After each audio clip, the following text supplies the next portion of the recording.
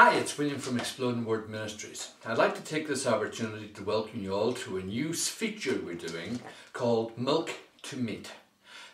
The idea is to produce approximately 5-minute duration video clips where we explain, talk and discuss all about different aspects of Scripture, events that happened, commandments and customs and regulations that have been handed down over the centuries. But we will be splitting them into one of the two categories, whether they are relating to the milk of the word or the meat of the word. And naturally there is, for all babies, the necessity to change from milk to meat, generally through a blended form of more digestible pieces. And we'll be looking at some of those as well, hopefully, if everything goes according to plan.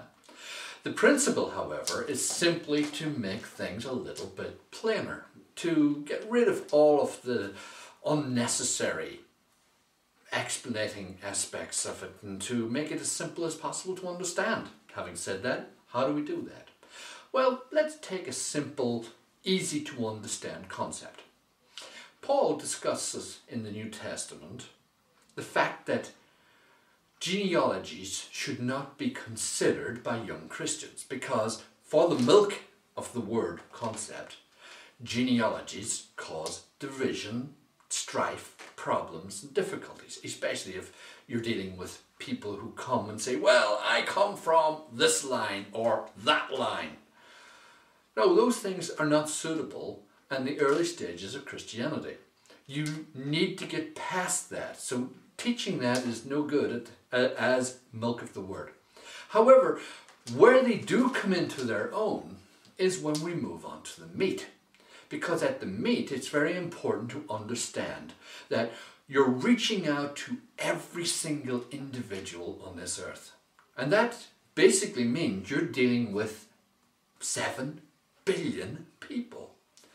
Now, when we're talking about discussing things with 7 billion people, when we're talking about reaching out to make a difference in the people's lives, what we have to understand and what is very, very important for us to think about is how they're related to us.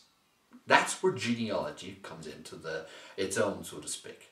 Because we can go back through the 4,000 years of history to Noah's flood. And there we're introduced to our ancestor, Noah.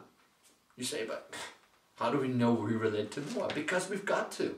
Because every single man, woman and children in this world today, no matter what race, creed or belief structure they have, no matter the colour of their skin, the language they speak, or any other characteristic that you want to differentiate them with, they come from either Shem, Ham, or Japheth.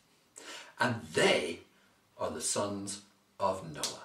So we all descend from Noah. We're all brothers and sisters, just 4,000 years on from then. So when we look at that and when we understand that from a meat concept, we realize how important it is for us to work as one large family in proclaiming the wonderful message of Jesus Christ to everyone in the world. And not to let the little things get in our way. Some of the little things aren't so little, but we're going to discuss them as we go through this series. And some of them are more controversial than the others. Some are important and need to be given airtime to. Others not so. But we'll differentiate between those two as and when is required. So, this is William, Exploding Word Ministries. Until the next time, bye.